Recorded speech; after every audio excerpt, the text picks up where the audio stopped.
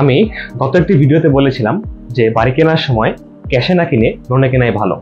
তো আজকের এই ভিডিওতে আমি ওই ভিডিওর অন্যান্য দিকগুলো অ্যানালাইজ করব এবং আপনাদের মাঝে যে সকল কনফিউশনগুলো আছে তা দূর করার চেষ্টা করব। দেখেন, লোন জিনিসটা কিন্তু অতটাও খারাপ না যদি আপনি ওয়াইজলি ইউজ করতে পারেন। আমি গত ভিডিওতে বলেছিলাম আপনি যদি 80 লাখ টাকা লোন নিয়ে বাড়ি কিনেন এবং আপনার কাছে যদি আরো 80 লাখ টাকা থাকে ব্যাংকে এফডিআই করার জন্য, তাহলে 30 বছর পর 7% রেটে আপনি ব্যাংক থেকে একটা মোটা অঙ্কের টাকা পেয়ে যাবেন।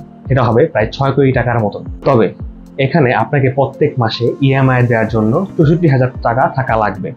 তো আপনি যদি দেখেন আপনার কাছে ইএমআই পরিশোধ করার মতন 60 থেকে 65,000 টাকা নেই, তাহলে আপনি এত বড় লোন নেবেন না।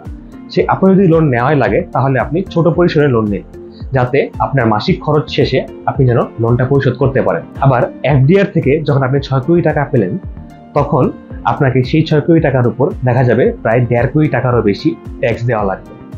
আবার বাংলাদেশের ট্যাক্স আইন অনুযায়ী আপনার প্রত্যেক মাসে যে লোনের ইএমআই আছে সেটার উপর আপনার 30 থেকে 40% একটা ট্যাক্স ব্র্যাকেট থাকে। তার মানে প্রত্যেক মাসে 64,000-এর 10 থেকে 12,000 টাকা আপনি ট্যাক্স সেভিংস করতে পারছেন। তার মানে বছরে প্রায় 1,20,000 থেকে 1,40,000 টাকা ট্যাক্স সেভ হচ্ছে। আবার আপনার 80 লক্ষ টাকার লোন যে নিলেন তার 30 বছর পরে গিয়ে দাঁড়ায় 2,30,00,000 টাকায়, আর আপনার টোটাল ট্যাক্স সেভ হচ্ছে 36 লাখ টাকা থেকে 52 লক্ষ টাকা। মানে টোটাল পেমেন্ট টু ব্যাংক হলো 1,90,00,000 টাকা থেকে 2 কোটি টাকা। তো এখন যদি আপনি একটা ক্যালকুলেশন করেন তাহলে দেখবেন যে আপনার এফডিআর থেকে প্রাপ্য আয় হচ্ছে 4,50,00,000 টাকা আফটার ট্যাক্স, এবং আপনার টোটাল পেমেন্ট টু ব্যাংক হলো 2 কোটি টাকা।